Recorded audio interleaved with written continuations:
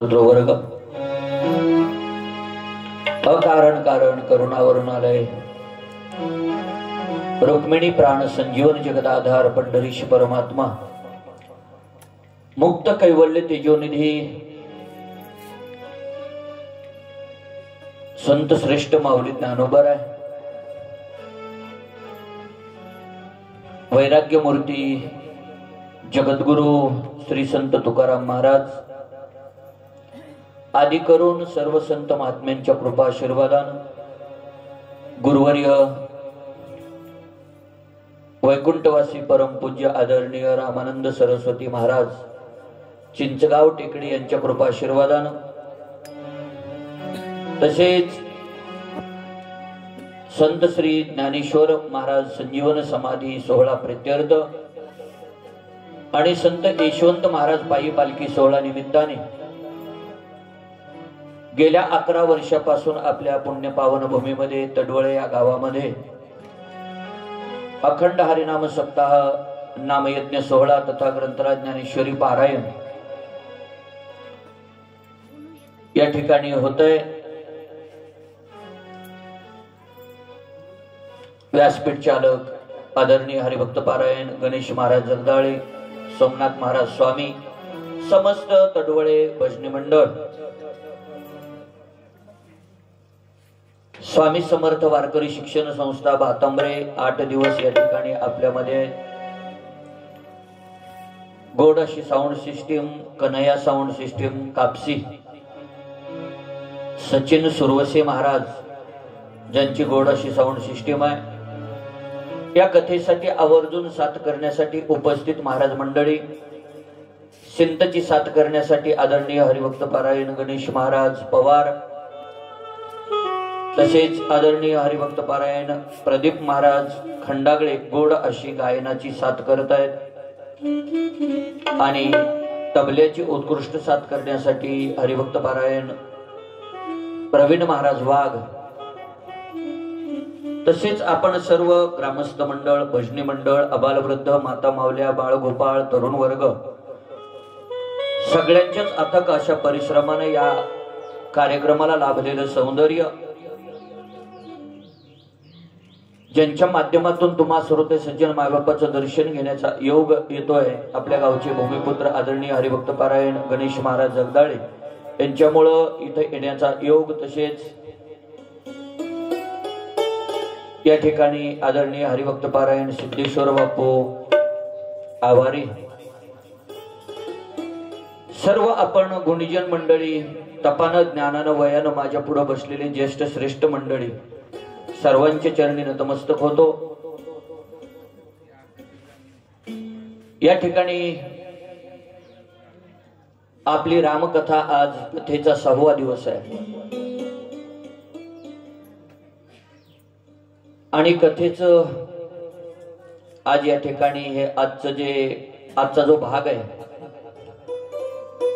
तो या ठिकाणी रेकॉर्डिंग करण्यासाठी शूटिंग करण्यासाठी महाराष्ट्रामध्ये ज्यांचं खूप मोठं नाव आहे असं असणारं कीर्तन रंगी YouTube चॅनल या माध्यमातून आपल्याला ही कथा आपण असल्यानंतरच नाही आपण गेल्यानंतर सुद्धा आपल्या पाठीमागे ही कथा पाठीमागे कुणालाही बघायला मिळेल भारतभर संपूर्ण पाहायला मिळेल अशी ही कथा आज या ठिकाणी शूटिंग करण्यासाठी आदरणीय हरिभक्त पारायण प्रदीप महाराज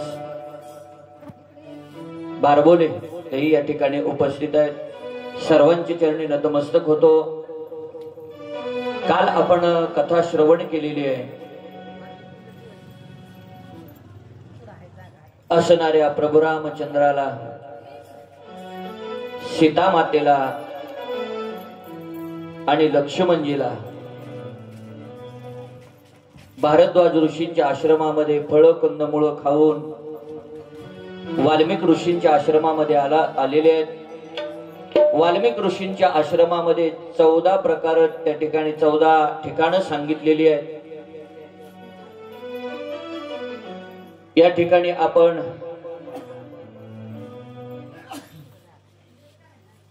काल भरत भेट पाहिलेली आहे आणि आज अरण्य कांडाला सुरुवात आहे। प्रभू रामचंद्राची चित्रकूटावरची 13 वर्ष पूर्ण झालेली आहेत. 1 वर्ष शिल्लक आहे. प्रभू रामचंद्र सांगतायत 1 वर्ष मला राहण्यासाठी जागा कुठं चांगली मिळेल त्यावेळेस असणाऱ्या वाल्मिक ऋषींनी जागा सांगितली. ती जागा आपल्याला पाहिजे. इथून पुढं आपल्याला ही कथा श्रवण करायची, पण त्याआधी असणाऱ्या शरयू नदीच्या तीरावरती 12-12 वर्षाची मुलं प्रभू रामचंद्राचा पावन इतिहास सांगण्यासाठी सज्ज झालेले आहेत. बड़ा मोठा मंडप दिलेला आहे.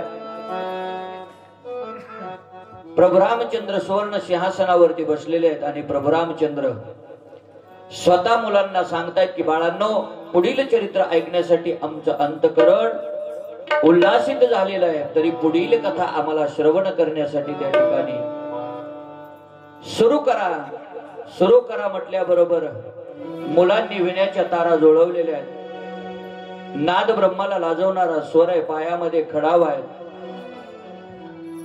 असणाऱ्या अंगावरती भगवी वस्त्र परिधान केलेले आहेत. गळ्यामध्ये रुद्राक्षाच्या माळा आहेत. आणि असणारी ही 12-12 वर्षाची मुलं प्रभू रामचंद्राचा पावन इतिहास सांगायला सुरू करतात. श्रीराम श्रीराम श्रीराम श्रीराम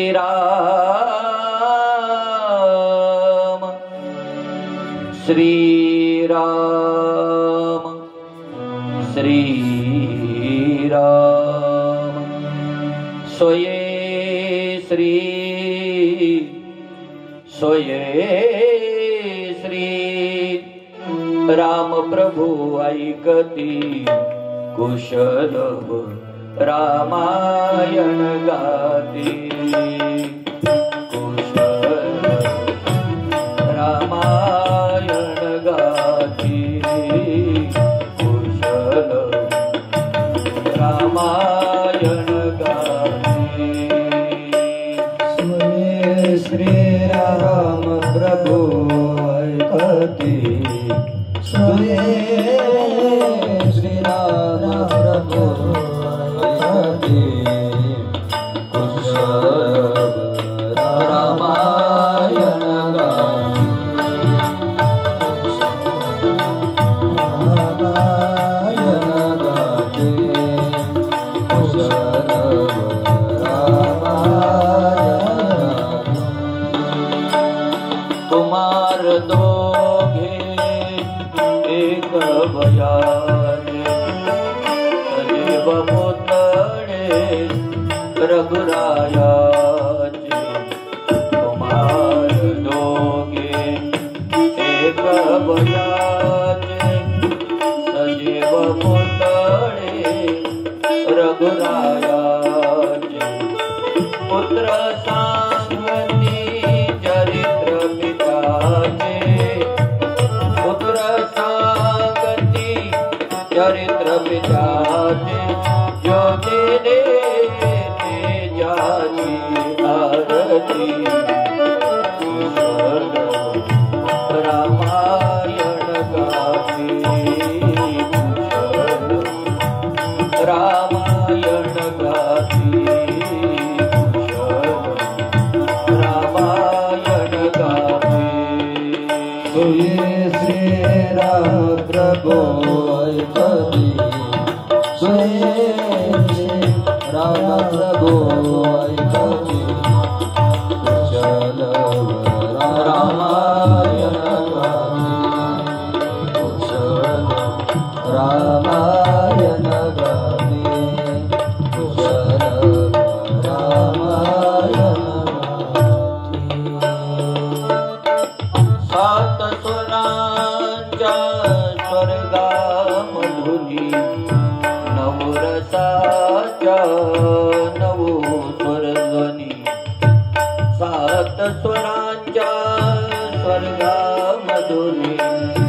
नवरसाच्या नवस्वर ध्वनी यज्ञ मंडपी आला उतरुनी यज्ञ मंडपी आला उतरुनी संगमी श्रोते जननाहती कुशल रामायण गाणी कुशल रामायण गाणी कुशल रामायण गाणी श्री राम प्रभु ऐकती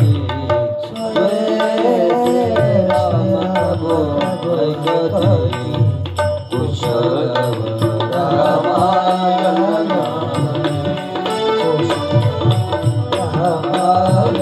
गाते कुशल रामायण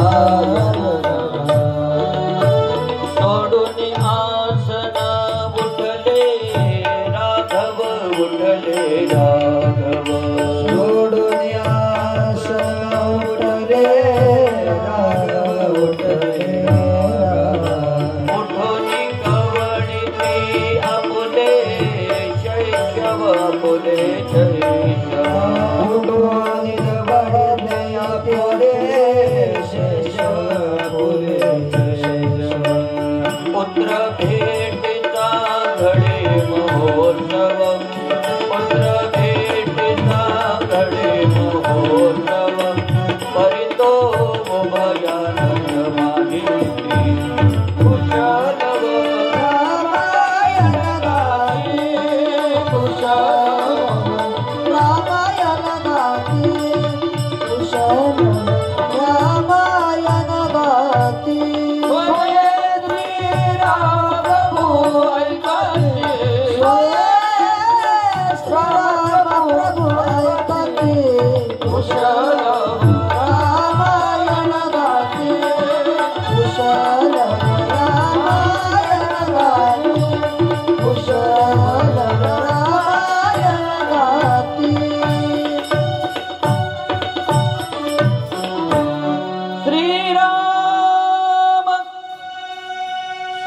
श्रीराम श्रीराम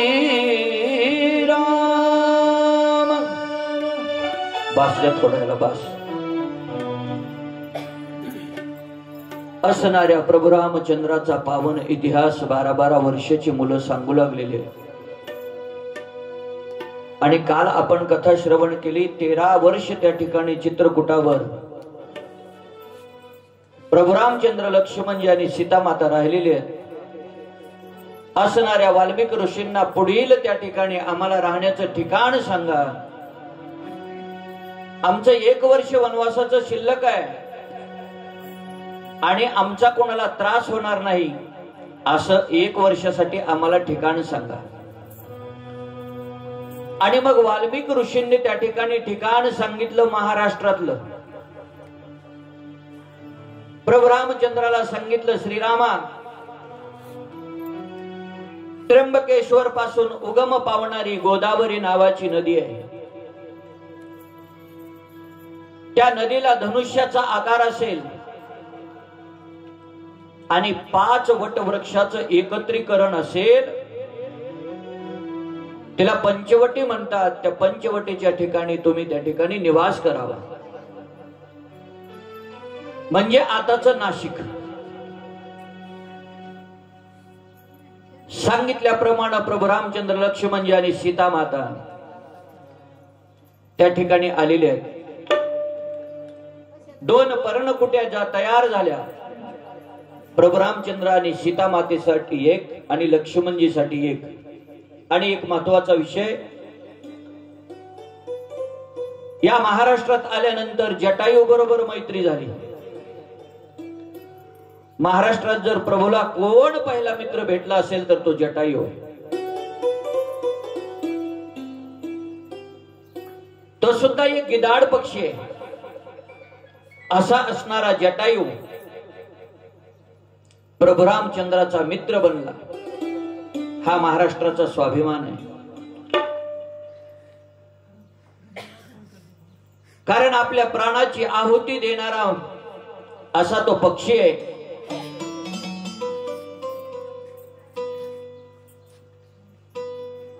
बघता बघता एक एक एक एक दिवस त्या ठिकाणी क्रमू लागलेले.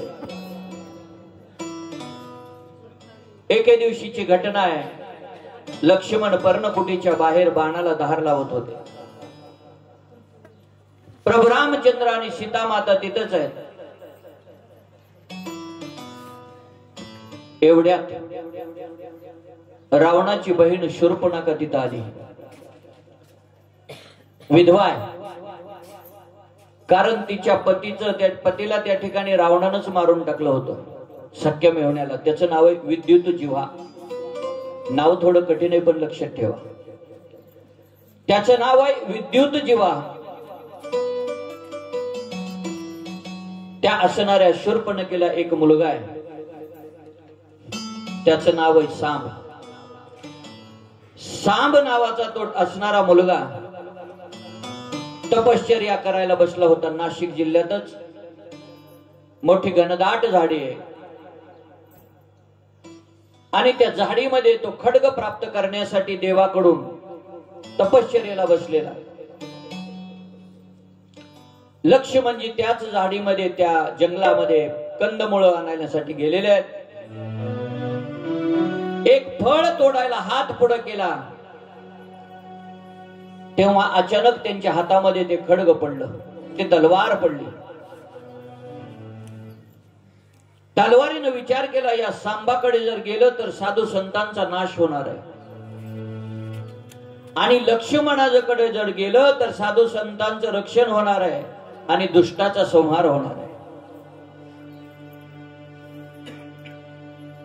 आणि म्हणून त्या खड्गानं त्या तलवारीनं निर्णय बदलला आणि लक्ष्मणजीच्या हातामध्ये ती तलवार गेली. लक्ष्मणजीनं सहज विचार केला, म्हणले या तलवारीला धार किती बघावी. म्हणून सहज त्या ठिकाणी एक वारुळ होतं, त्या वारुळावरती मारली. मारल्याबरोबर आतून रक्ताचा पाटच वाहत आला. ज्या ठिकाणी तो असणारा सांब तपश्चर्या करत बसला होता.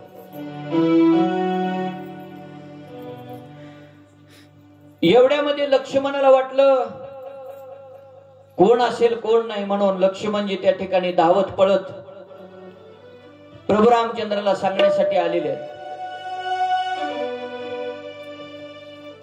प्रभू रामचंद्राने अंतर्ज्ञानानं ओळखलं आणि सांगितलं, लक्ष्मण नाराज होऊ नको, काळजी करू नको, जे घडलंय ते चांगलंच घडलंय, योग्य काम झालंय तुझ्याकडून.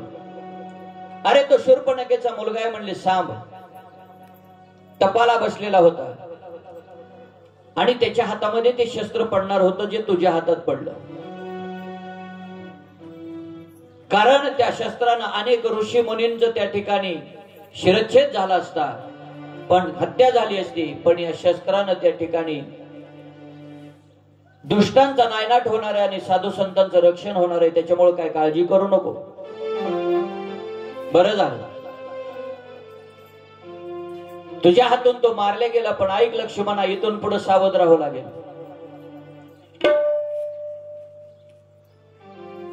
कारण त्याची आई आहे ना शूर्पणखा, ती बहुरूप्याचं कुठलंही नाटक करून या ठिकाणी येऊ शकते. ती कोणत्या रूपात येईल सांगता येत नाही, म्हणून उद्यापासून सावध राहा. कारण तिचा मुलगा मारलाय ना.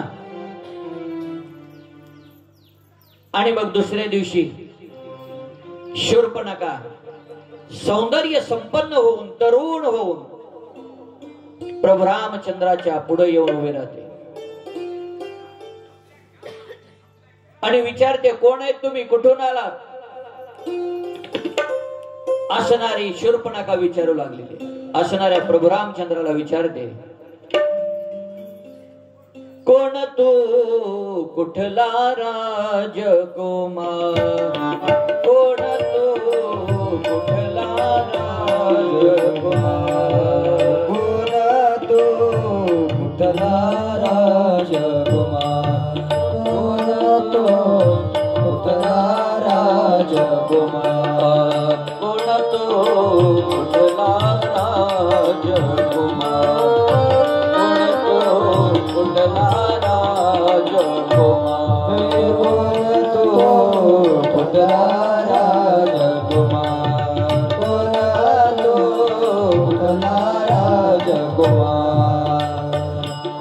वाहिला तुला श्यामला, देह वाहिला तुला श्यामला, कर माझा स्वीकार कोण तो नारायण कुमार, कोण तो नारायण कुमार, कोण तो नारायण कुमार, कोण तो नारायण कुमार, कोण तो नारायण कुमार.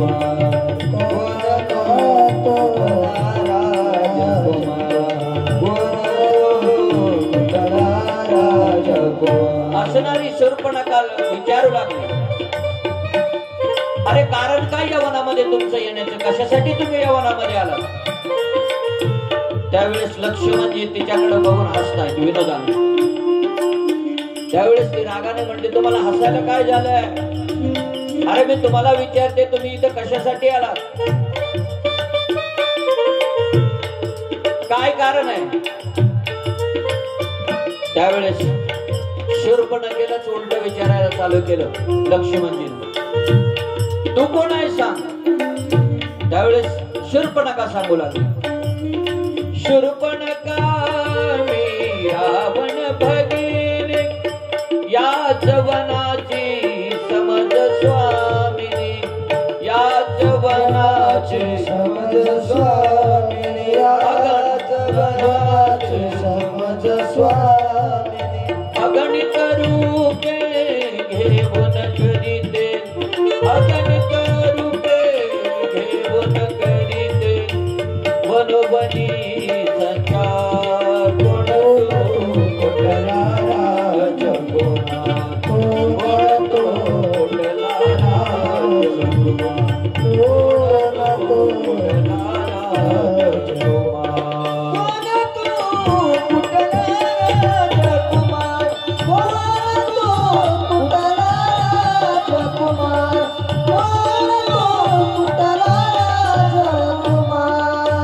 असणारी शूर्पणखा सांगू लागली, मी रावणाची बहीण आहे, लंकेचा असणारा राजा रावण तो माझा भाऊ आहे,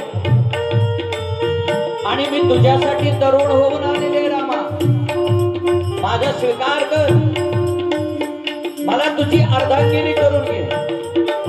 प्रभू रामचंद्र सीतेकडे बघून हसताना सीता माता तिथे जवळच आहे. असणाऱ्या प्रभू रामचंद्राने सांगितलं, ग माझं लग्न झालेलं आहे. कारण रामाला माहित होत की विधवा असून तरुण होऊन आली, आणि विधवा असून सुद्धा म्हणते मी कुमारिका आहे. त्याच्यापेक्षा प्रभू रामचंद्र सुद्धा म्हणतात, अगं मी कुमार नाही, माझं लग्न झालेलं आहे, ही माझी पत्नी माझ्या शेजारी आहे, तुला कुमारच हवा असेल तर माझ्या भावाबरोबर लग्न कर, माझ्या भावाबरोबर लग्न कर म्हटल्याबरोबर ते म्हणते, कुठे आहे तुमचा भाऊ? तिने सांगितलं, असणाऱ्या प्रभू रामचंद्राने सांगितलं, हे बघ म्हणले, पुढं असणाऱ्या तलवारीला धार लावत बसलेल्या, जा त्याला सांग तुमच्या भावानं पाठवले रामाने. असणारी ती शूर्पणखा लक्ष्मणजीच्या जवळ जाते आणि लक्ष्मणजींना म्हणते, मला आपली अर्धांगिनी करून घ्या. लक्ष्मणजी सांगतात, अगं माझ्याकडे काय, मी तर एक दास आहे माझ्या भावाचा, माझ्याकडे तुला काही भेटणार नाही. मी 14 वर्ष त्या ठिकाणी निराहारी आहे, 14 वर्ष माझ्या डोळ्याला डोळा नाही, आणि 14 वर्ष वियोगी जीवन आहे. त्याच्यामुळं माझ्याकडून तुला कुठलं सुख भेटणार नाही. त्याच्यामुळं म्हणले, तू माझा विचार सोडून दे, माझ्या भावाला जर पती करून घेतलं तर राजाची राणी म्हणून राहशील. जा म्हणले रामालाच म्हण, तुम्हीच त्या ठिकाणी मला अर्धांगिनी करून घे. तुला न शोभे ही अर्धांगी, दूर लोटतो कुरूप कृशांगी, तुला न शोभे ही अर्धांगी, दूर लोटतो कुरूप कृशांगी, समीप आहे तुझा समीप आहे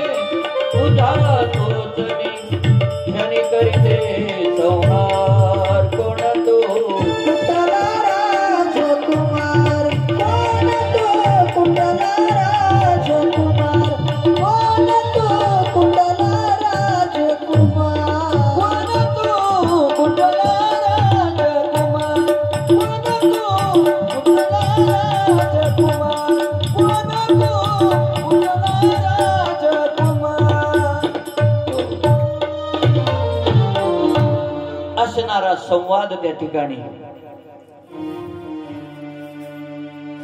शूर्पणखा प्रभू रामचंद्रांना म्हणते मला अर्धांगिनी करून घ्या.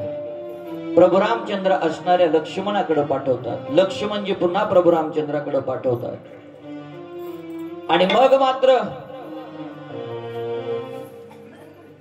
असणाऱ्या लक्ष्मणजींनी परत पाठवल्यानंतर मग तिला राग आला आणि शूर्पणखा त्या ठिकाणी खऱ्या स्वरूपात प्रगट झाली आणि धावली डायरेक्ट कुठं, या दोघाला सोडलं सीता मातेवर धावली.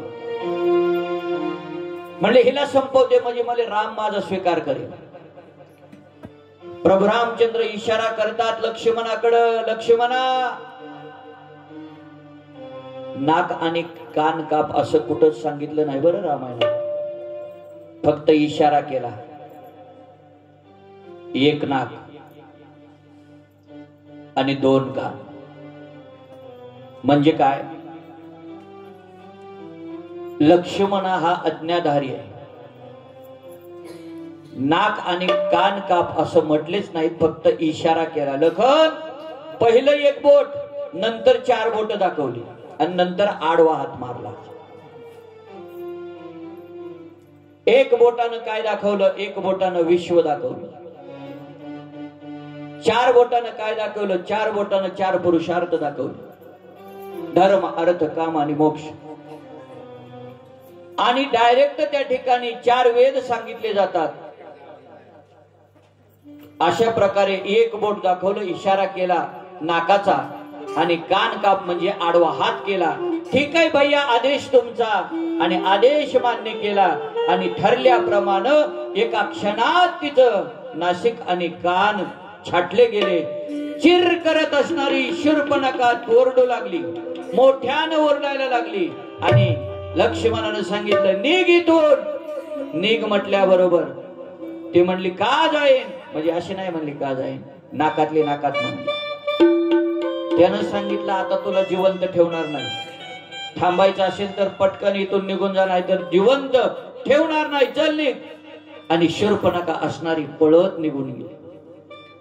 गेल्यानंतर असणाऱ्या रावणाचा दरबार चालू आहे. रात्रीचे 9 वाजलेले. रावण नृत्य शाळेमध्ये बसलेला आहे. समवेत खरदूषण त्रिशर 14,000 सैन्य सगळेच बसलेले आहेत. आणि रात्रीच्या 9 वाजता गंधर्व गायन करतायत, नृत्यांगणा नृत्य करतायत. रावणाने थोडी घेतली होती 90. शूर्पणखा गेटवर उभी होती. तिला राग आला. ती रागात बोलली बंद करा हे सगळं. बंद करा म्हटल्याबरोबर त्या ठिकाणी सगळं शांत झालं. मग रावणाने विचारलं का बंद केलं हे नृत्य?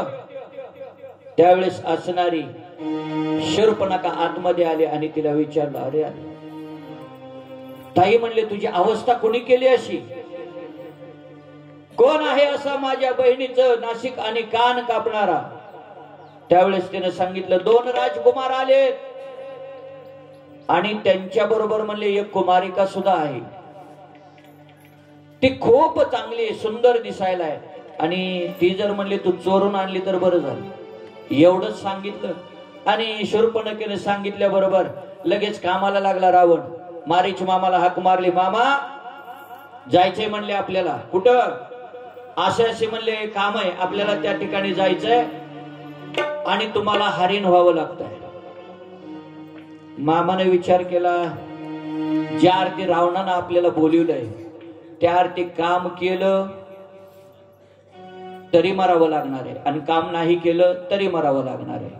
काम केलं तर देवाच्या हातून मरण आहे आणि नाही काम केलं तर रावणाच्या हातून मरण आहे.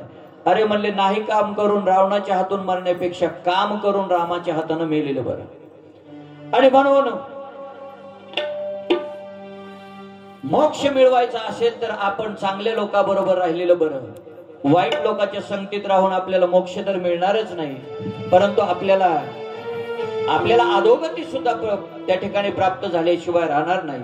म्हणून सांगितलं प्रभू बरोबर विरोध करण्यापेक्षा आपण म्हणले डायरेक्ट आता हरिण म्हणून गेलेलं बरं असणाऱ्या रावणानं सांगितलं, मामा चालावं लागतंय. ठीक आहे, मामाचं आणि त्यांचं ठरलं. असणाऱ्या मारीच मामानं एका सुंदर हरिणाचं रूप धारण केलं, हरणाचं रूप धारण केलं. आणि इकडं असणाऱ्या राजा रावणानं एका असणाऱ्या बैराग्याचं गोसाव्याचं रूप धारण केलं. मारीच मामा जंगलाच्या दिशेने आलेला आहे आणि मारीच मामा जंगलाच्या दिशेने आहे.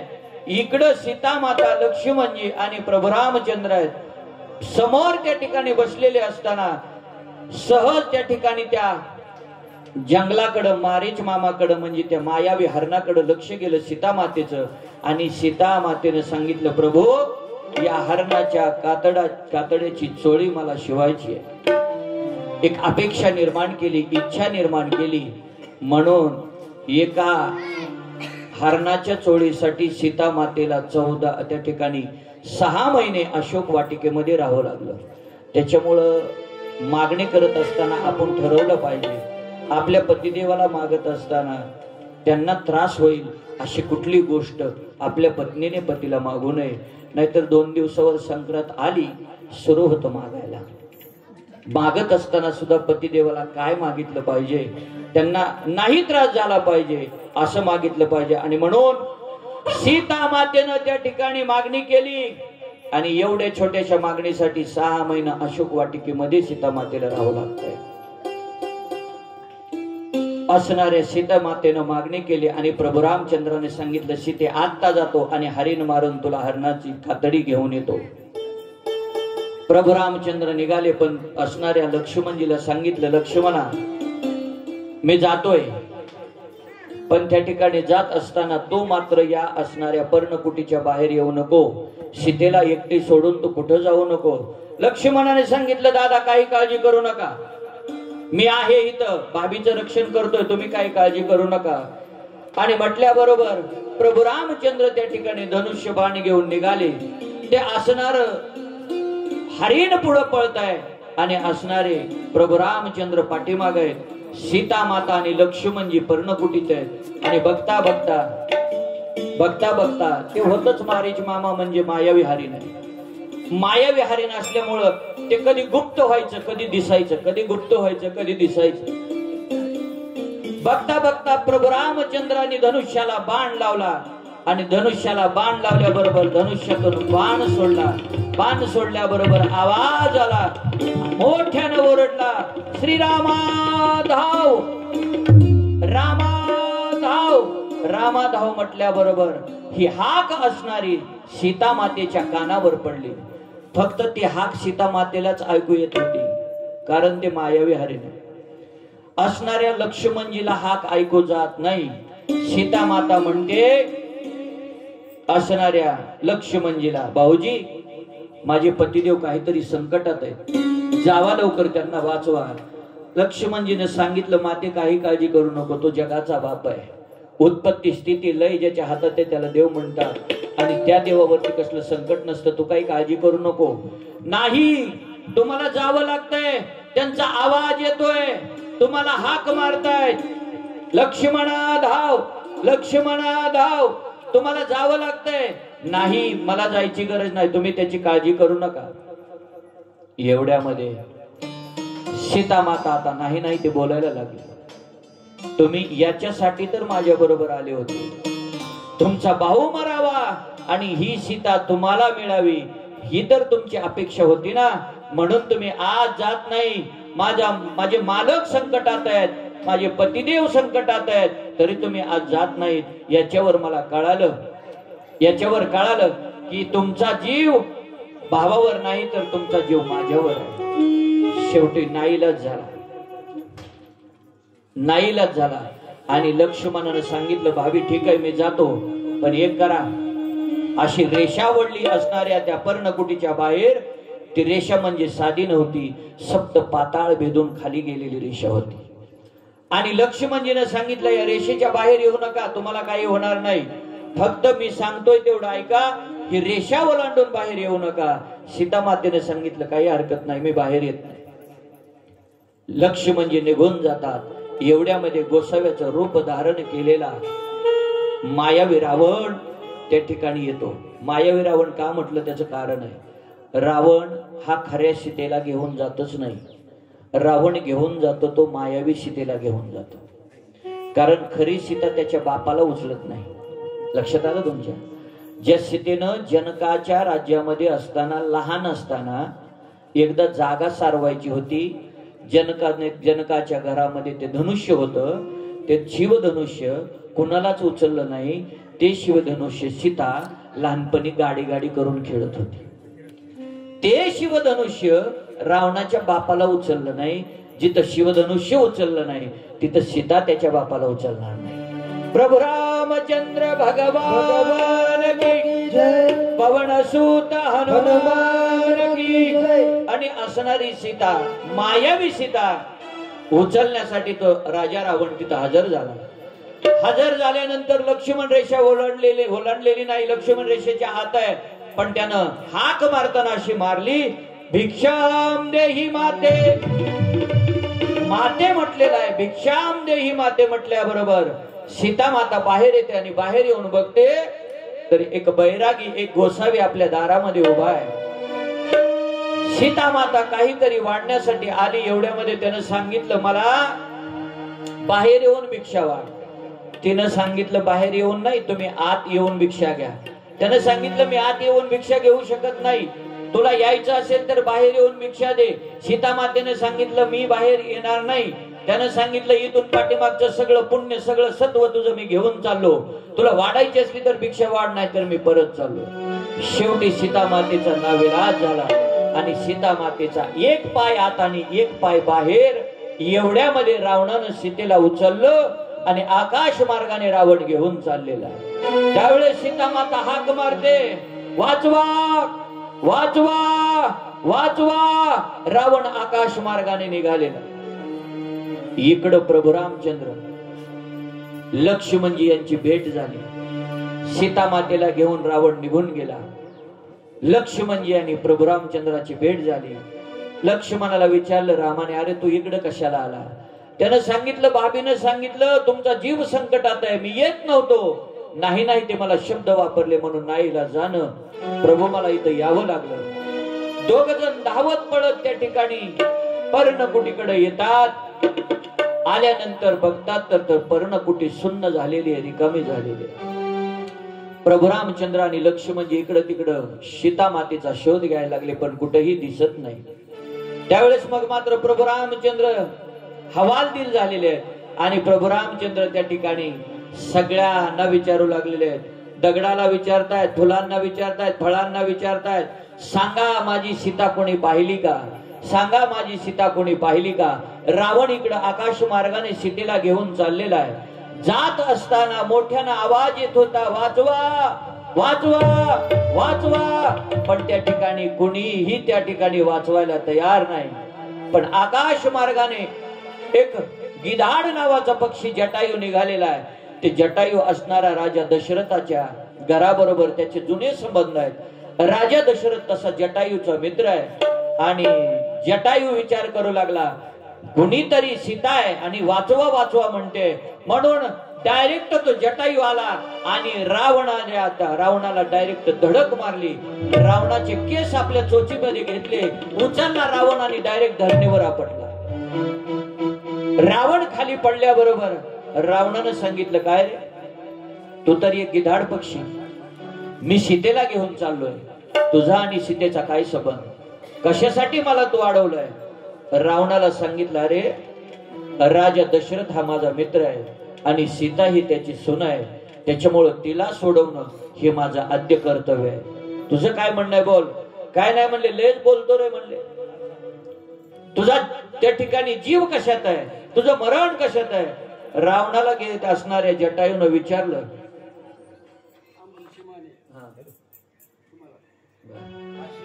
बर, आदरणीय अमृषी माने यांच्याकडून या रामकथेसाठी 501 रुपये आलेला आहे, धन्यवाद.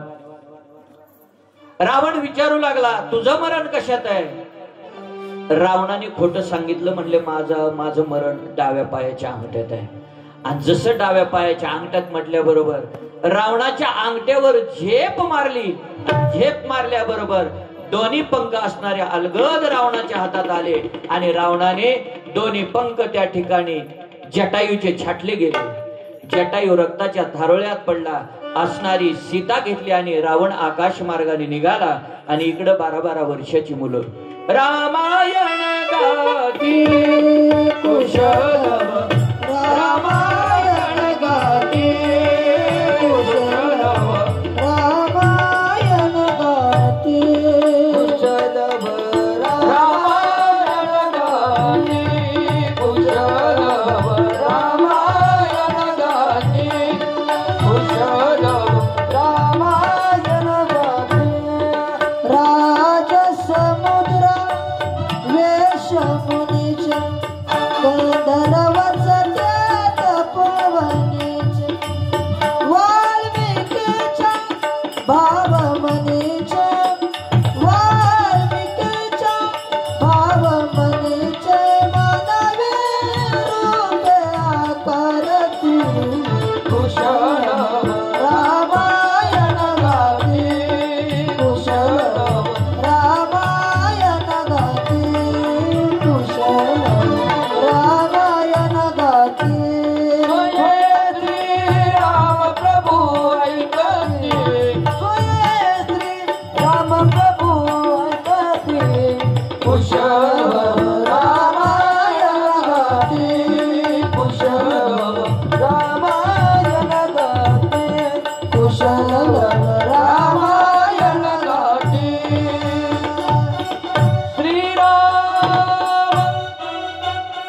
श्रीराम श्रीराम.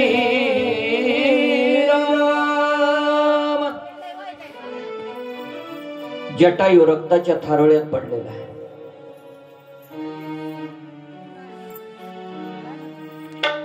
या ठिकाणी प्रभू रामचंद्र आणि लक्ष्मणजी सीतेचा शोध घेत घेत घेत पुढे आलेले.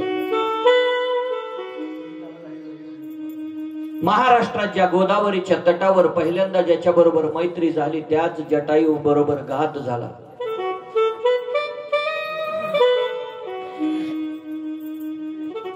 त्या ठिकाणी सीतामाईचा शोध घेत घेत घेत पुढे येत असताना जटायू म्हणत होता राम राम राम राम. आवाज कानावर पडतोय. प्रभू रामचंद्राने पाहिलं.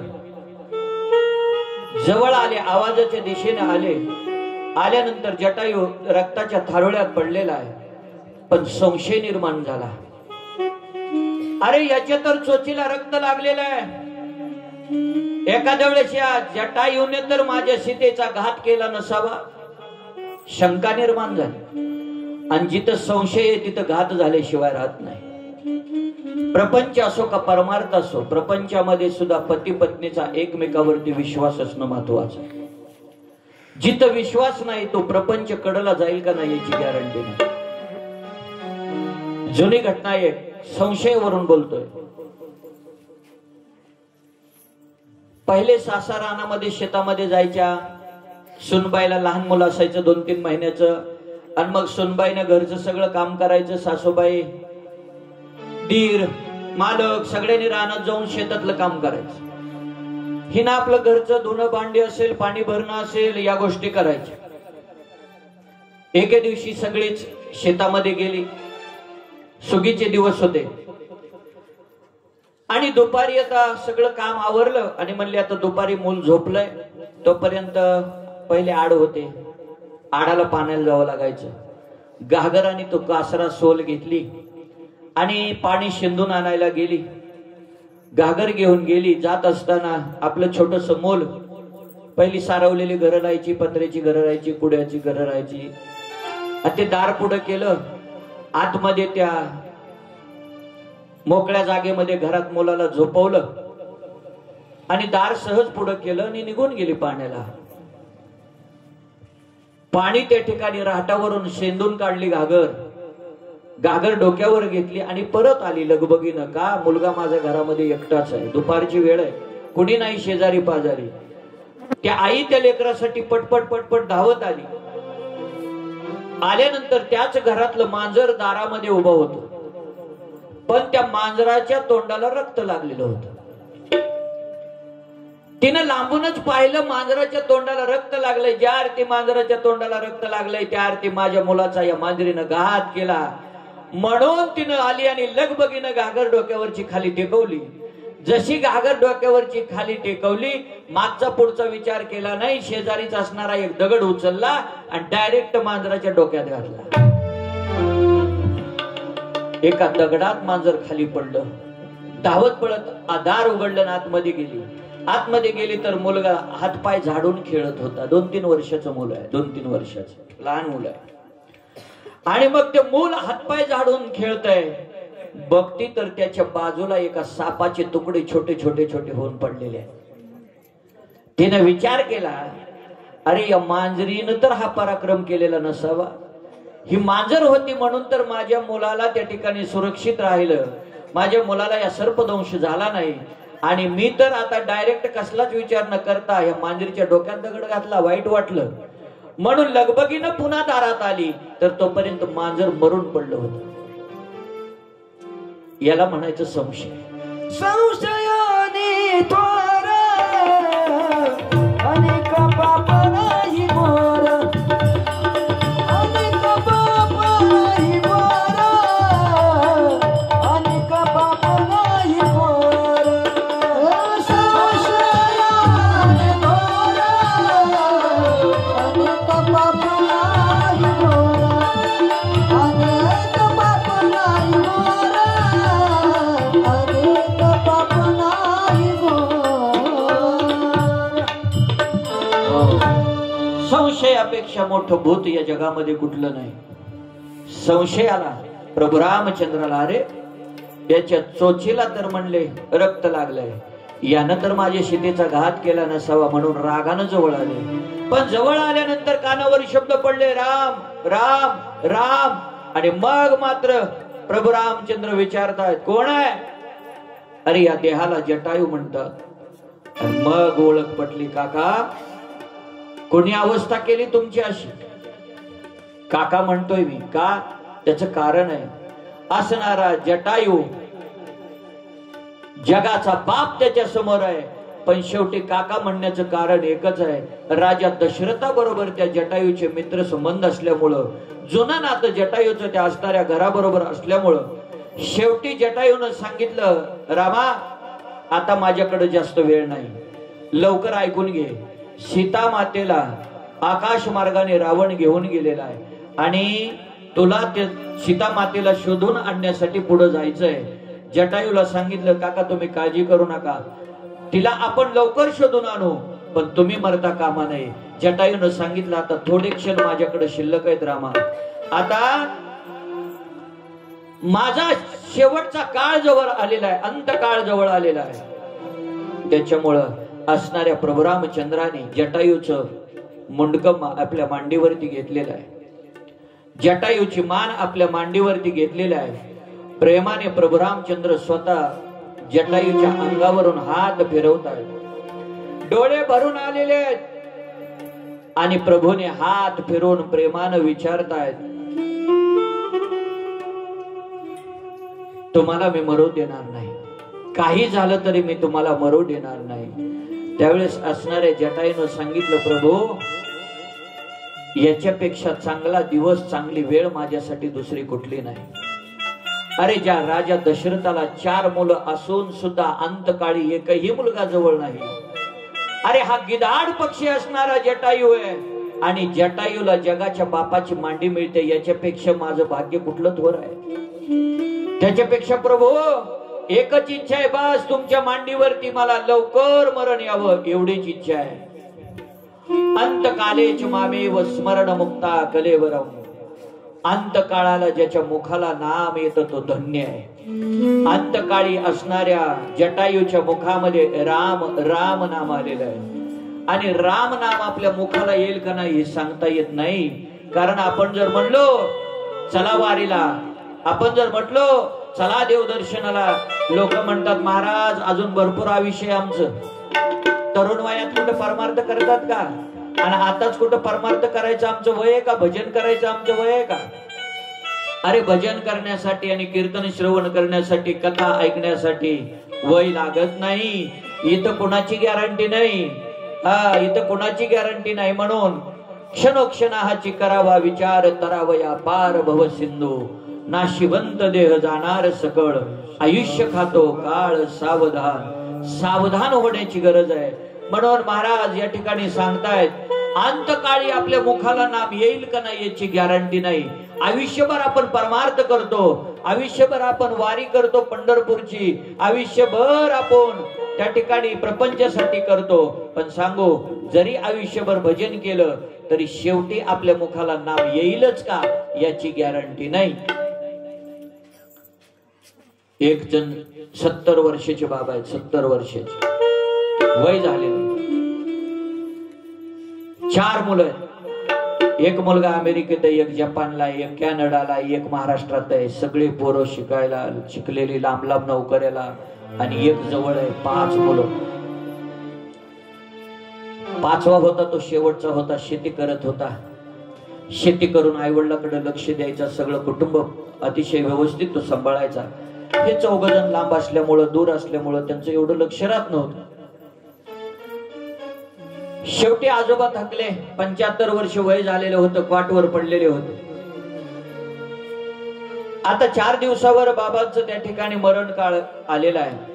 बाबा आता बोलत नाहीत. कधी कधी थोडं 2-4 शब्द बोलायचे, वाचा बंद व्हायची. आणि शेवटी मग घरी जवळ बसलेल्या त्या मुलानं फोन केला 4ही भावांना, अरे बाप आता मरणासन्न अवस्थेला आहे, शेवटचे श्वास मोजताय, या तुम्ही जिवंत आहे तोपर्यंत त्यांना बोला 4 शब्द. म्हणून 4ही पोरं विमानानं फास्ट त्या ठिकाणी आली. रातोरात मुलं आली. आल्यानंतर तोपर्यंत बाबाची वाणी बंद झाली. कधीतरी एखादा शब्द बोलता बोलता बाबाची वाणी बंद झाली. आता मग 5ही मुलं जवळ आहेत. बाबा काय इच्छा आहे तुमची, काय पाहिजे तुम्हाला, काय खावं वाटतंय, काय प्यावं वाटतंय. बाबाने 2च शब्द बोलायचे, वा के वा के. 4ही मुलं लांब होती, ती म्हणली वा. म्हातारा म्हणले आयुष्यभर कुठं परमार्थ केला नाही, कधी पंक्तीला गेलं नाही, कधी पंगत घातली नाही, कधी सप्त्याला गेलं नाही. पण म्हणले शेवटाला का होईना म्हातारा वासुदेव केशव वासुदेव केशव म्हणताय.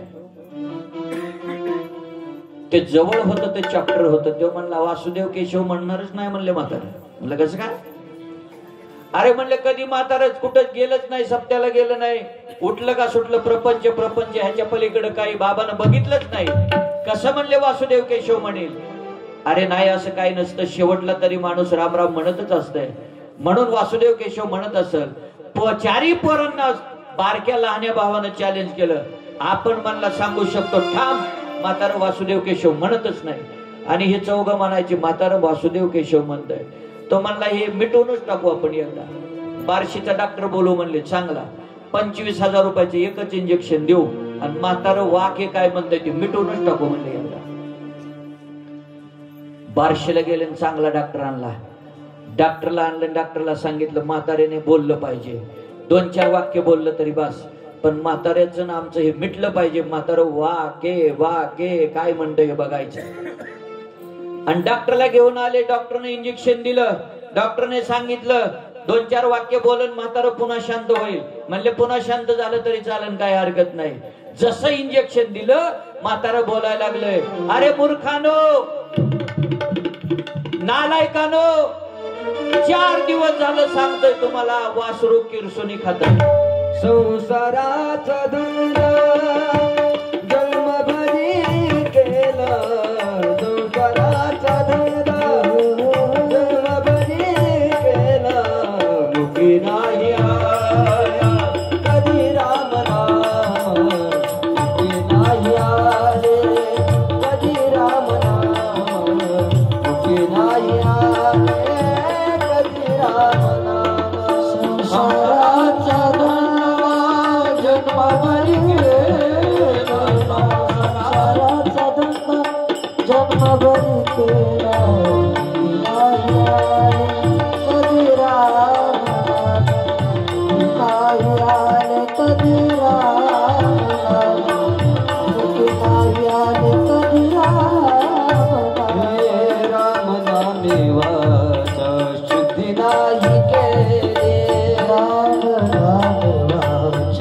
शुद्धी नाही केली राम नामे वाचा शुद्धी नाही केली राम नामे वाचा शुद्धी नाही केली पुढे वेळाने हो जन्मा पुढे वेळाने हो मरणाचे संसाराचा धंदा जन्मभरी केला संसाराचा धंदा जन्मभरी केला की नाही आले कधी राम नाम की नाही आले कधी राम नाम की नाही आले संसाराचा धंदा जन्मभरी केला संसाराचा धंदा जन्मभरी केला नाही आले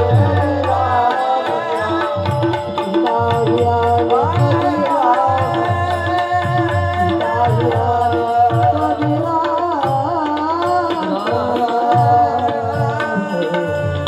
प्रभू रामचंद्र भगवान की जय.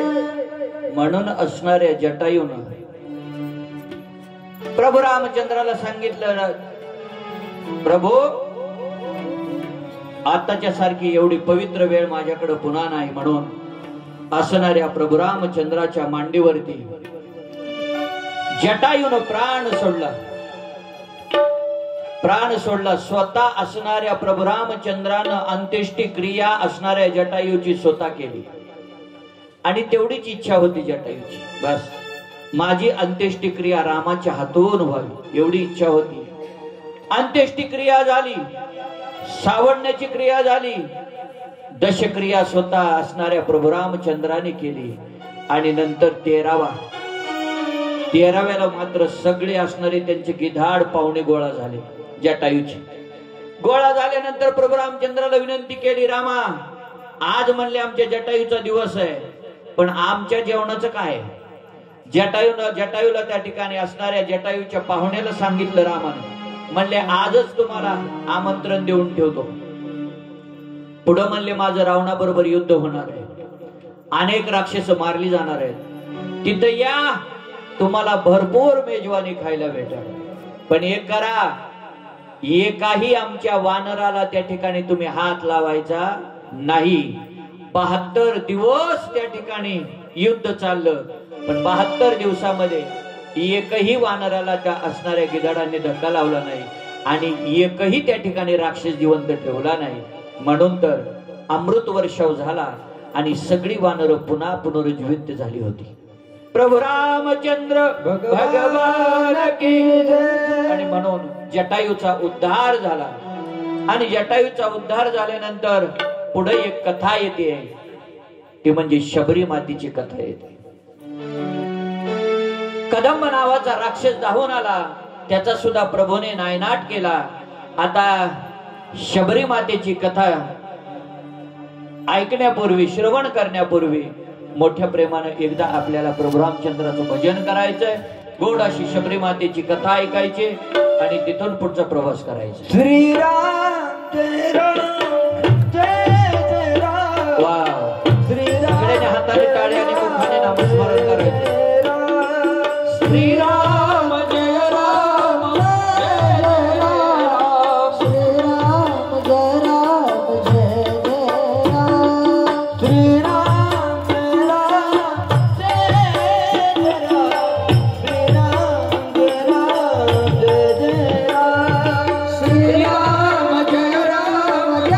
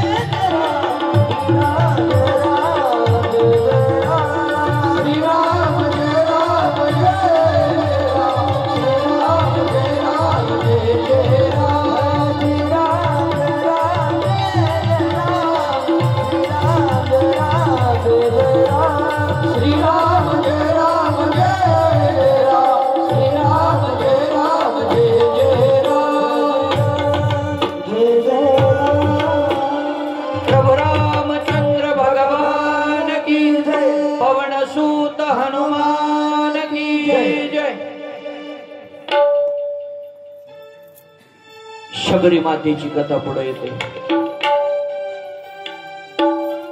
ती कथा म्हणजे अशी आहे, भिल्लांचा राजा असणारा शबर आणि त्याची कन्या असणारी शबरी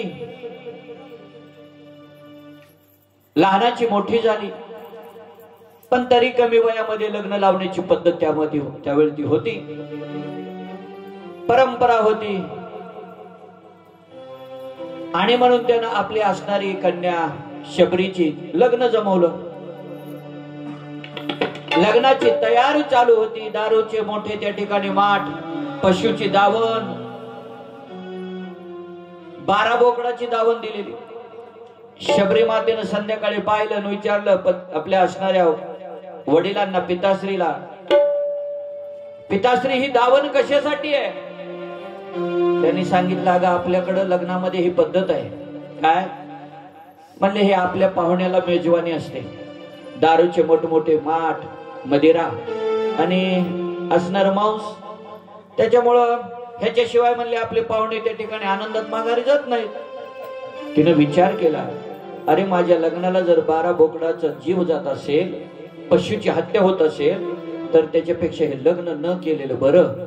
शबरी माता रात्रीची त्या ठिकाणी निघून गेली, घोर अरण्यामध्ये गेली. पण तो असणारा व्याध असल्यामुळं त्यांना सगळ्या जंगलातल्या वाटा खुणा माहित होत्या. त्यानं विचार केला शबरीनं, माझा वडील मी कुठेही लपून बसले तरी मला शोधून काढल्याशिवाय राहणार नाही. म्हणून शबरीनं असं एक ठिकाण शोधलं. मरून पडलेला एक उंट होता आणि त्या उंटाच्या पोटामध्ये जाऊन शबरी बसली, जिथं दुर्गंधी येत होती, लांबूनच वास येत होता. कारण तिने विचार केला, जरी राजानं कुणालाही पाठवलं तरी या दुर्गंधी जवळ कुणी येऊ शकणार नाही. म्हणून 15 दिवस झाले, महिना झालं, शबरीचा थांग पत्ता लागेना. आणि मग शबरीचा शोध बंद केला, सोडून दिलं. बघता बघता शबरी माता त्या ठिकाणी पुढं पूर्व जन्माची काही पुण्याई जी शिल्लक असेल, मातंग ऋषीचा आश्रम तिला दिसला. मातंग ऋषीच्या आश्रमामध्ये गेली. गेल्यानंतर आश्रमापुढे एक मोठं झाड होतं. त्या झाडामध्ये दिवसभर लपून बसायची. भल्या पहाटे उठायची. पहाटे उठून पंपा सरोवरापर्यंत स्वतः हाताने सर्व जागा साफ करायची, सगळा रस्ता साफ करायची. झाडूने करत नव्हती, स्वतःच्या हाताने साफ करायची. सडा संमार्जन करायची, रांगोळ्या काढायची. मातंग ऋषी आणि त्यांचे शिष्य सकाळी भल्या पहाटे 4 वाजता उठून पाहायचे तर ते सगळा रस्ता झाडलेला, रस्त्यावरती सडा संमार्जन केलेलं, रांगोळी काढलेली. कोण येत असेल एवढ्या पहाटे इथं आणि ही रांगोळी काढून जात असेल? मातंग ऋषीला थांग पत्ता लागला नाही. एके दिवशी मातंग ऋषी भल्या पहाटे लवकर उठले. उठल्यानंतर त्यांनी पाहिलं तर असणाऱ्या शबरीचं काम चालू होतं. शबरीला विचारलं, ये मुली, कोण आहेस तू? कुठून आली आणि का करते हे काम? त्यावेळेस असणाऱ्या शबरी मातेनं सांगितलं, गुरु महाराज, मी एका हीन जातीमध्ये, हीन कुळामध्ये माझा जन्म आहे. माझा असणारा जन्म पारधी कुळामध्ये, त्याच्यामुळं मी तुमच्या जवळ येऊ शकत नाही, तुमचं दर्शन घेऊ शकत नाही, तुमची सेवा करू शकत नाही. म्हणून ज्या वाटेनं तुम्ही जात असताना त्या वाटेनं, निदान त्या वाटेला माझा हात जरी लागला तरी त्या ठिकाणी मला तुमची सेवा घडल्यासारखं आहे. आणि म्हणून ज्या मार्गाने साधू गेलेले आहेत त्या मार्गावरची माती जरी आपण घेतली आणि कपाळाला लावली तरी आपलं कल्याण झाल्याशिवाय राहत नाही. कारण महाराज सांगतात, चंद्रभागा डोळ्यानं पाहिली तरी पुण्य प्राप्त होतंय. आज एकादशी आहे. पांडुरंगाच्या नुसत्या पंढरपुरात आपण पाऊल ठेवला तरी त्या ठिकाणी आपल्याला देवाचं दर्शन घेतलेलं पुण्य होतंय. आणि याच्या पलीकडे जर जाऊन सांगायचं म्हटलं तर महाराज सगळी तीर्थ चंद्रभागेचं स्नान करण्यासाठी पंढरपुरात येतात. का? तीर्थे तया ठाया येती पुनीत व्हावया, पर्व काळ तया पाया वसे वैष्णवा, असं महाराज त्या ठिकाणी सांगतायत. आणि म्हणून शबरीचा अधिकार असणाऱ्या मातंग ऋषीला कळाला आणि मातंग ऋषीने सांगितलं, शबरी, तुझी सुद्धा एक माझ्या शेजारी पर्णकुटी तयार झाली पाहिजे.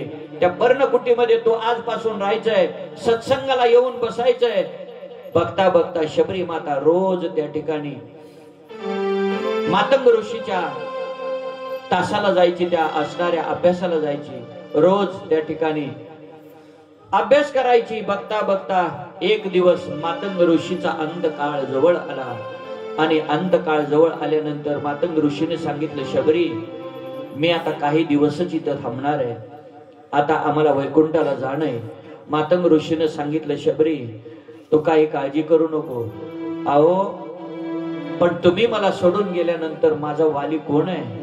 असणाऱ्या मातंग ऋषीने सांगितलं, काळजी करू नको, एक ना एक दिवस जगाचा बाप या वाटेनं येईल आणि तुला दर्शन देईल, काळजी करू नको. तिनं सांगितलं, अहो मी कधी त्यांना पाहिलं नाही, त्यांनी मला कसं कधी पाहिलं नाही, मी विचार करेन की मला प्रभू रामचंद्राची भेट कशी होईल. मातंग ऋषीने सांगितलं, काळजी करू नको, एकाही पुरुषाची ताकद नाही तुझ्या पर्णकुटीच्या बाहेर येऊन उभं राहण्याची.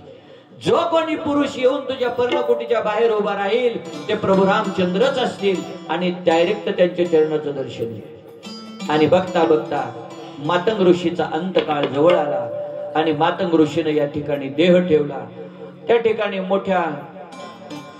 मोठ्याने हंबरडा फोडून त्या ठिकाणी असणारी शबरी माता रडू लागली. शबरी मातेला दुःख झालं, कारण जीवनातून गुरु जाणं हे बाप जाण्यासारखं आहे. जीवनातून गुरु जाणं खूप मोठं जीवनामध्ये दुःख आहे. ज्याच्या पाठीमाग सद्गुरु आहे त्याला काही कमीच नसतंय. सद्गुरु सारिका असता पाठी राखा, इतरांचा लेखा कोण करी. म्हणून सद्गुरु वाचोनी सापडेना, सोय धरावे ते पाय आधी आधी. सद्गुरूच्या माध्यमातून आपल्याला भगवंताची प्राप्ती होत असते. आणि म्हणून विचार केला शबरी मातेनं, मला माझ्या गुरुनं सांगितल्याप्रमाणे एक ना एक दिवस माझ्या असणाऱ्या प्रभू रामचंद्राची भेट होईल. आणि म्हणून असणाऱ्या शबरी मातेच्या डोळ्यामध्ये अश्रूच्या धारा लागल्या, कंठ दाटून आला.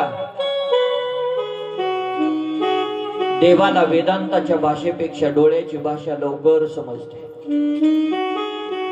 सूर्य मावळला की शबरी माता रडत बसायची. आणि भक्ती सुद्धा रडण्यामध्येच आहे. ऐका, या ठिकाणी राधा राणीने भक्ती केली असणाऱ्या श्रीकृष्ण भगवान परमात्म्याची. इतकं रडायची महाराज राधा राणी.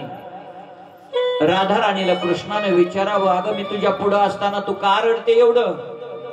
त्यावेळेस राधा राणीने सांगावं, देवा साधा कचरा डोळ्यामध्ये गेला, एखादा वाळूचा खडा जर डोळ्यात गेला तर रात्रभर झोप येत नाही देवा. आणि आज तू तर पूर्णच्या पूर्ण माझ्या डोळ्यामध्ये बसलेला आहेस, त्याच्यामुळे माझ्या डोळ्यामध्ये पाणी येत आहे. आणि देवाबद्दल संताबद्दल आपलं हृदय कधीतरी त्या ठिकाणी भरून यावं. आपल्या डोळ्यातून अश्रूच्या धारा लागाव्यात, तरच आपल्याला त्या ठिकाणी देव किंवा संत भेटल्याचं पुण्य प्राप्त होईल. म्हणून महाराज सांगतात, कंठी प्रेम दाटे नयने नीर लोटे, कंठी प्रेम दाटे नयने नीर लोटे,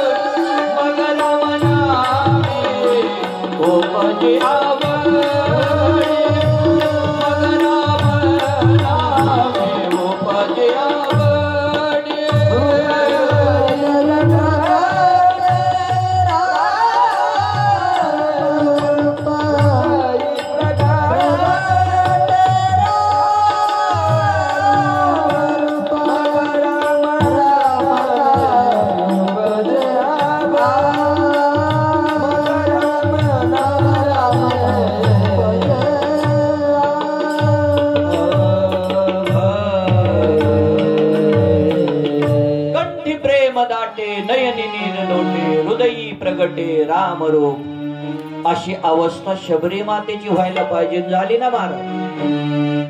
1 वर्ष नाही, 2 वर्ष नाही, 4 वर्ष नाही.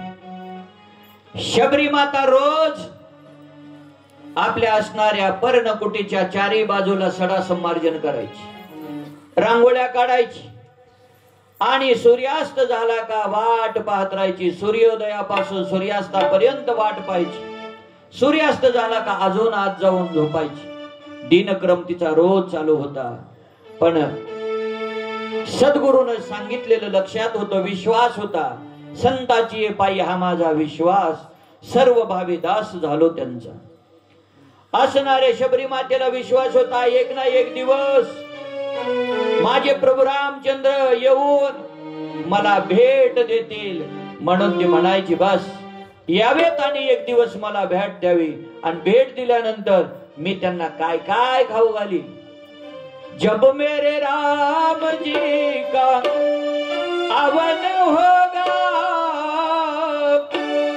शबरी के कुटिया का मवन होगा. जब मेरे राम जी का आवन होगा शबरी के कुटिया का पावन होगा. जब मेरे राज का शबरी की कुटिया का पावन होगा. जब मेरे राज का आवन होगा शबरी की कुटिया का पावन होगा. जंगल में जाकर फूल लाओगे हरे हरे हार गले में बनाओगे. हार बनाओगे प्रभु राम जी के गले में.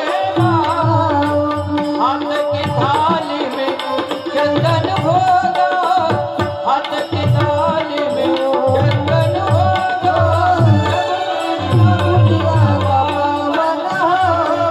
जब मेरे राज का आवन होगा शबरी की कुटिया का पावन होगा.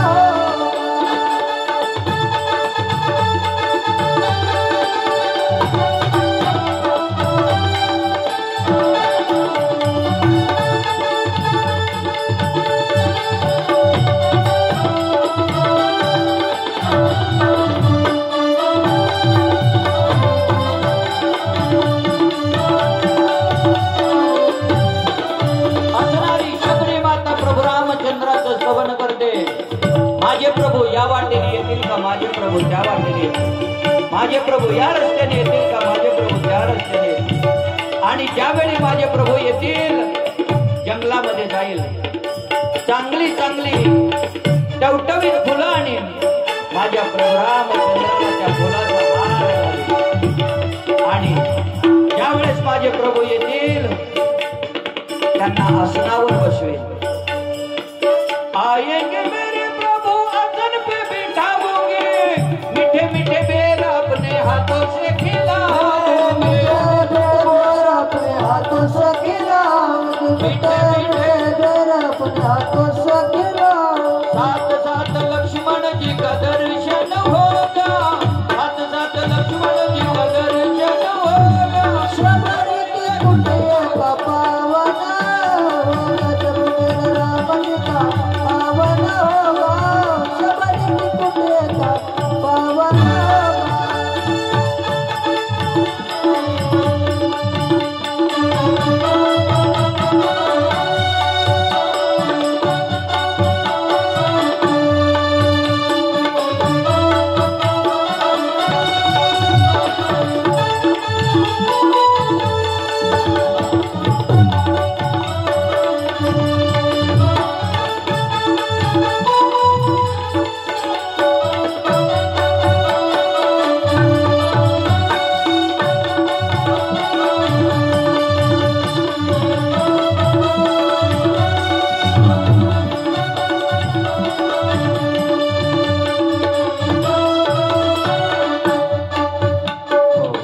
प्रभू रामचंद्र भगवान की जय. शबरी माता विचार करू लागली, माझे प्रभू या रस्त्याने येतील का त्या रस्त्याने.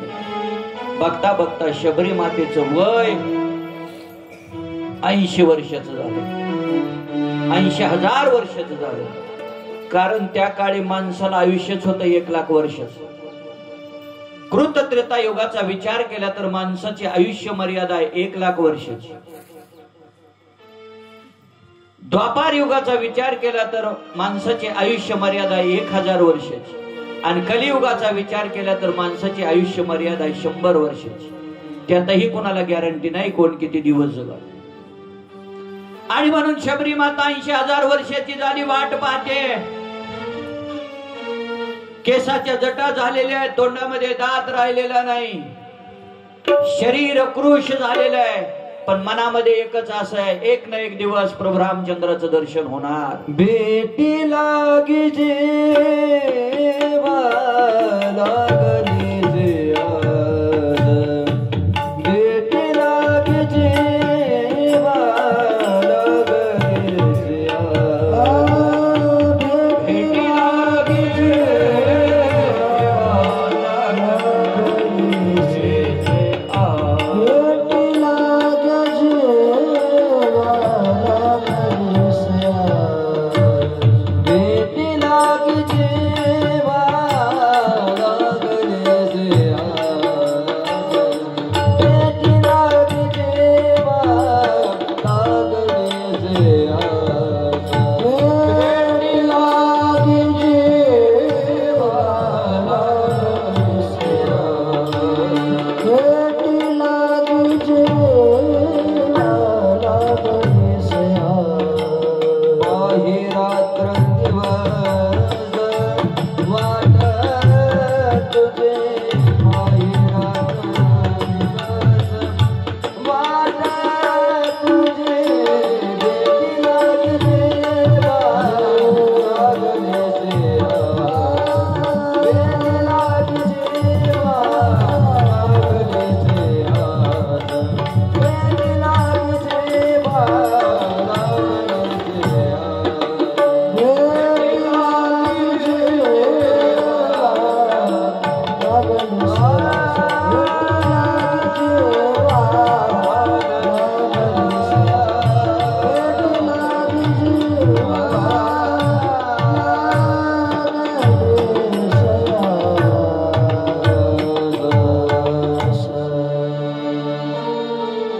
कधी मला प्रभू रामचंद्राची भेट होईल.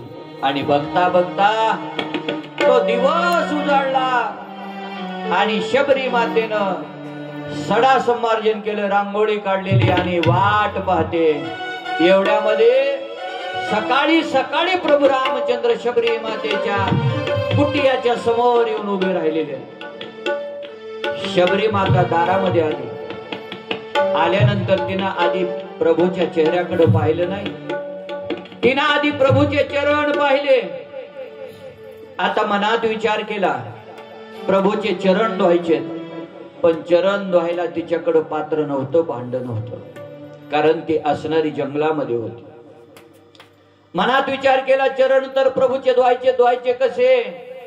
स्वतःचे दोन्ही हात प्रभू रामचंद्राच्या चरणाच्या खाली घातले, पंजाच्या खाली घातले आणि आपलं असणारं पवित्र मस्तक प्रभू रामचंद्राच्या चरणावर ठेवलं.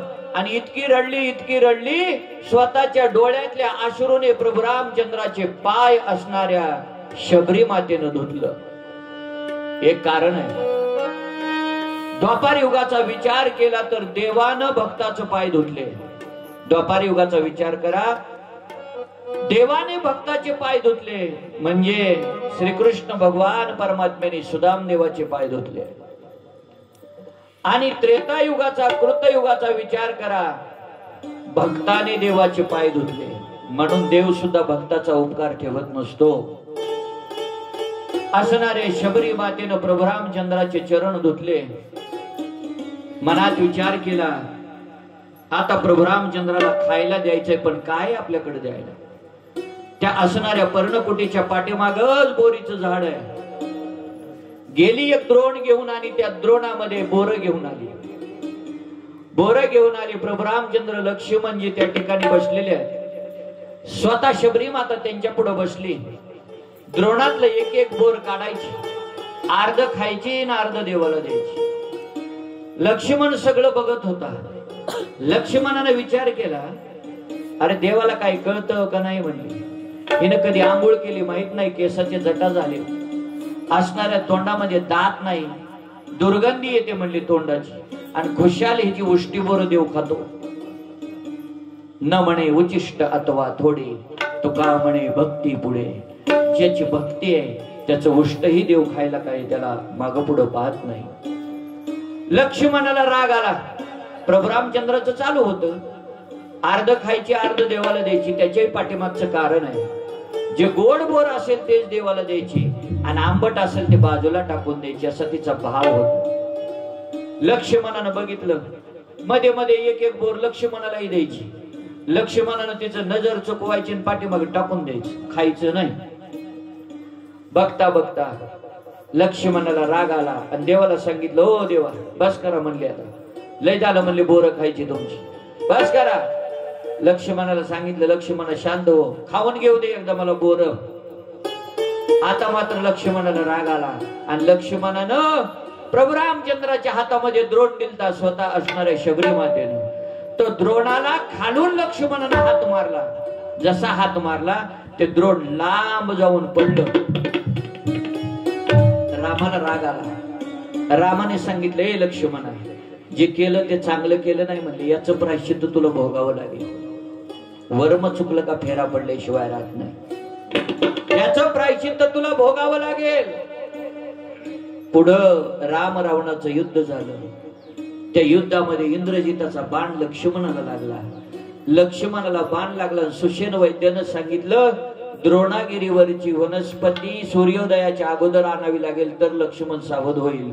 ती द्रोणागिरी दुसरा नव्हता, तर जो द्रोण लक्ष्मणाने हाणून मारला होता त्याचाच द्रोणागिरी झाला. आणि जी वनस्पती दुसरी तिसरी नव्हती तीच माझ्या शबरी मातेची बोर होती. प्रभू रामचंद्र भगवान की जय. आणि म्हणून लक्ष्मणाला सांगितलं, अरे हे केलं ते चांगलं केलं नाही. शेवटी असणाऱ्या शबरी मातेला विचारलं, म्हणले बास तुझी बोर खाल्ली, मन तृप्त झालं, पोट भरलं, सांग म्हणले शबरीला, आमची सीता गायब झाली, तुला गेलेली पुढे दिसली का. शबरी मातेने सांगितलं, प्रभू काळजी करू नका, इथून आकाश मार्गाने म्हणले रावण तिला घेऊन गेलेला आहे, पण जात असताना पुढचा मार्ग मी तुम्हाला सांगते. आता दंडकारण्याचा भाग आहे, तुम्हाला म्हणले पुढे सांगते. पंपा सरोवर लागेल. पंपा सरोवराच्या ठिकाणी त्या ठिकाणी ऋष्यमुख पर्वत लागेल. त्या ऋष्यमुख पर्वतावरती 5 वानर त्या ठिकाणी बसलेले आहेत, नळ, नीळ, जामवंत, सुग्रीव आणि हनुमंत. त्या ठिकाणी त्यांना पुढचा पत्ता विचारा, तुम्हाला पुढचा मार्ग ते सांगतील प्रभू. आणि शबरी मातेचा उद्धार केला आणि प्रभू रामचंद्र पुढे मार्गक्रमण करू लागलेली आहेत. आणि इकडे 12-12 वर्षाची मुलं रामायण गाती, कुशल रामायण गाती, कुशल रामायण गाती, कुशल रामायण गाती. कुमार कुमार दोघे एक वयाचे, सजीव पुतळे रघुरायाचे. कुमार दोघे एक वयाचे, सजीव पुतळे रघुरायाचे. पुत्र सांगती चरित्र पित्याचे, पुत्र सांगती चरित्र पित्याचे. ज्योतिनी जाची आरती, कुशल रामायण गाती, कुशल रामायण गाती, कुशल रामायण गाती. सोये श्रीराम प्रभु ऐकते, सोये श्रीराम प्रभु ऐकते. कुशल रामायण गाते, कुशल रामायण गाती, कुशल रामायण गाती. श्रीराम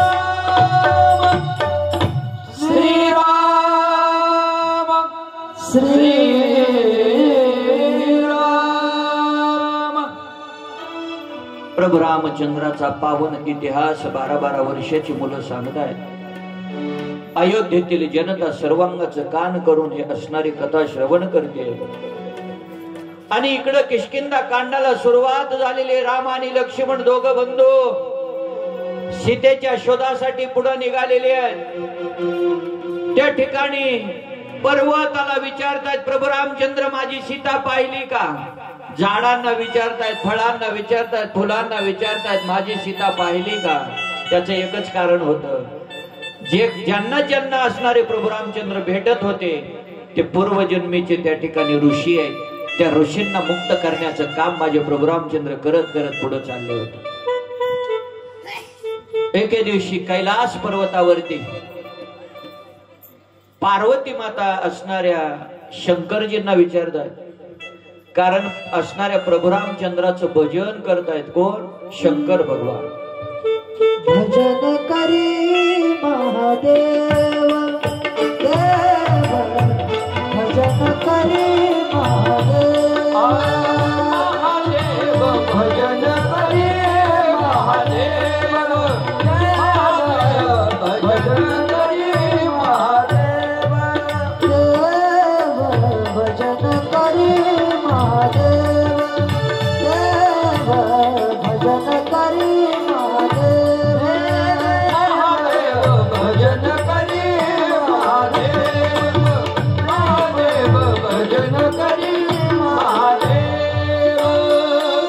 श्रीराम जय राम, श्रीराम जय राम, जय राम, श्रीराम जय राम, जय राम, श्रीराम जय राम, जय राम, राम तुझे सदा शिव, सदा शिव राम तुझे सदा शिव। भजन करी महादेव देव, भजन करी महादेव महादेव, भजन करी महादेव महादेव, भजन करी महादेव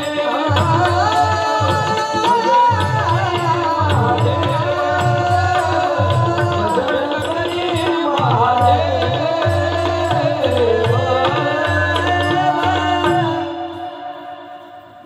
असणारे शंकर भगवान महादेव असणारे प्रभू रामचंद्राचं भजन कर।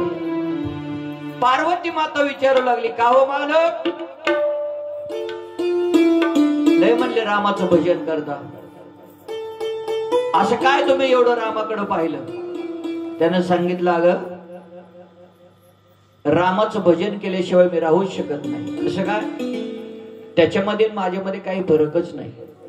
तो माझं भजन करतो, मी त्याचं भजन करतो। अहो पण त्याच्याकडे काय आहे असं म्हणले भजन करायला? हा, त्याची पत्नी हरवली, बायको हरवली तर म्हणले त्याची त्याला सापडता येईना। ह्याला विचारतय, त्याला विचारतय, फुलांना विचारतय, फळांना विचारतय, झाडाला विचारतय, ज्याची बायको त्याला सांभाळता येत नाही, तुम्ही त्याचं भजन करता।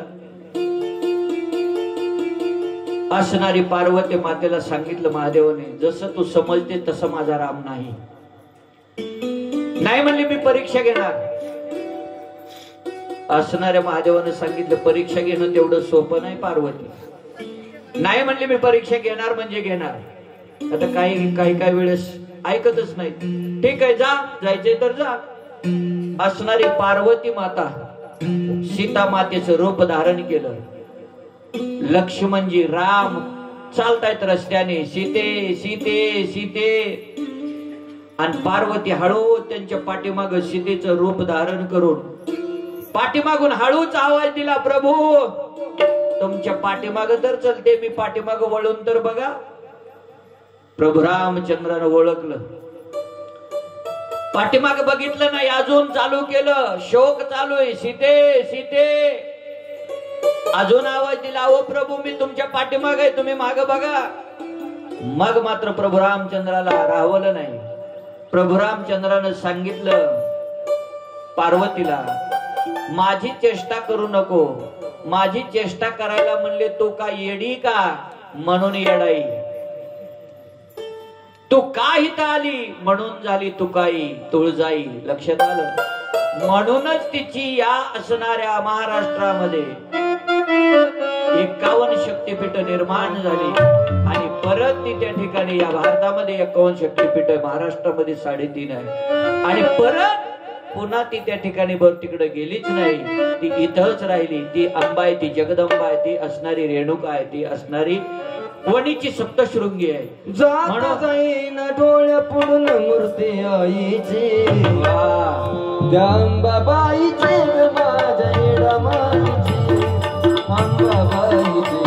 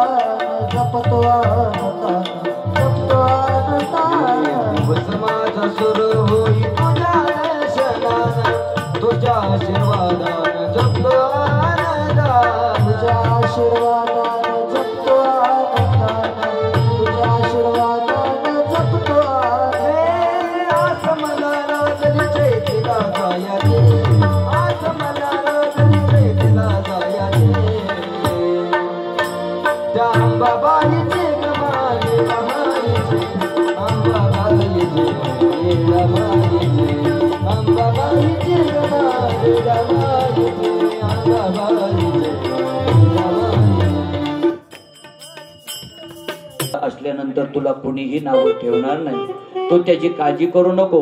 आणि म्हणून तारेची असणारी 5 पतिव्रतामध्ये गणना केली जाते. अशी असणारी सुग्रीवा बरोबर मैत्री केली, मैत्री करून असणारा सुग्रीवाचं राज्य त्याला परत दिलं. सुग्रीव परत राज्यावरती बसला. सुग्रीवाला सांगितलं आता 2-3 महिने पावसाळ्याचा काळ जाऊ दे आणि पावसाळ्याचा काळ संपला की मग मात्र सीतेचा शोध घेण्यासाठी तुला यावं लागेल. सुग्रीवानं मान्य केलं आणि सुग्रीव आपलं राज्य उपभोगत राहिला. 2 महिने झालं, 3 महिने झालं, आता पावसाळा संपला तरी सुग्रीव आता परत येत नाही. मग मात्र हनुमंताला सांगितलं, हनुमंता लक्ष्मणा जा म्हणले, त्याला आठवण करून दे की आता तुझं राज्य तुला परत मिळालंय, तुझी पत्नी तुला परत मिळाली, जा म्हणले, रामाचा काहीतरी विचार कर. म्हणून त्याला घेऊन ये. असणारे लक्ष्मणजी जातात आणि सुग्रीवाला परत कसं घेऊन येतात याचा आपल्याला यथार्थ वर्णन उद्याच्या भागामध्ये पाहायचंय. आणि उद्या लंका दहन करून रावण मारून उद्या त्या ठिकाणी आपल्याला रामराज्याभिषेक करायचाय. झालेली कथा या ठिकाणी भगवान यशवंत महाराजांच्या चरणी, प्रभू रामचंद्राच्या चरणी, तुम्हा सज्जन माय बापाच्या चरणी अर्पण करून याच ठिकाणी आपल्याला आजच्या सेवेला पूर्ण विराम द्यायचा. या ठिकाणी गोड अशी बहिरवी होईल आणि बहिरवी झाल्यानंतर आजची कथा या ठिकाणी विराम घेईल. बाकी कथा उद्या आपल्याला अमृतापेक्षा गोड असणारी कथा या ठिकाणी श्रवण करायची. बोल.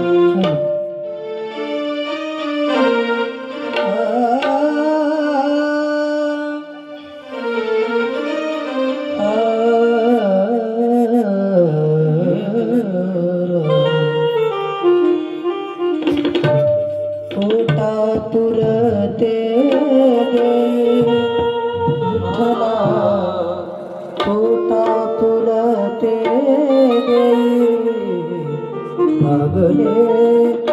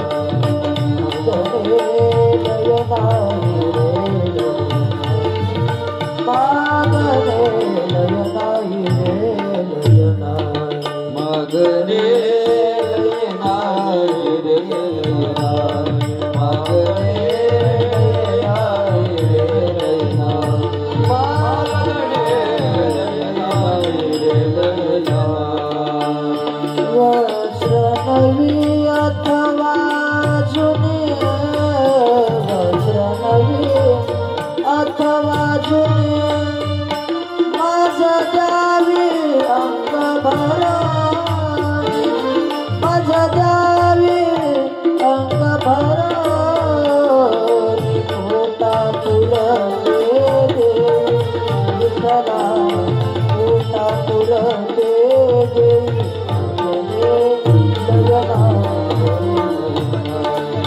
मागणे लयनाई रे लयनाई मागणे लयनाई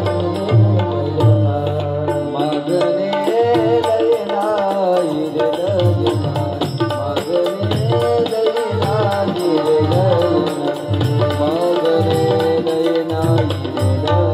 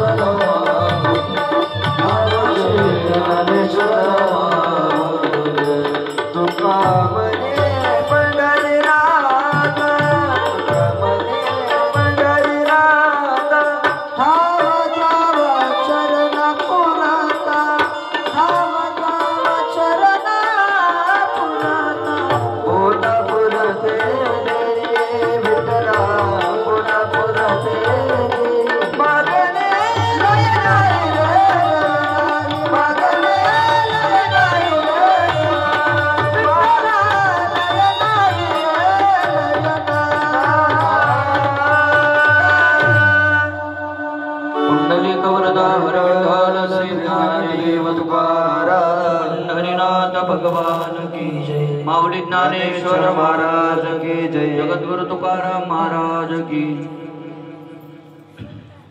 प्रभु रामचंद्र भगवान की। पवन सूत हनुमान की जय।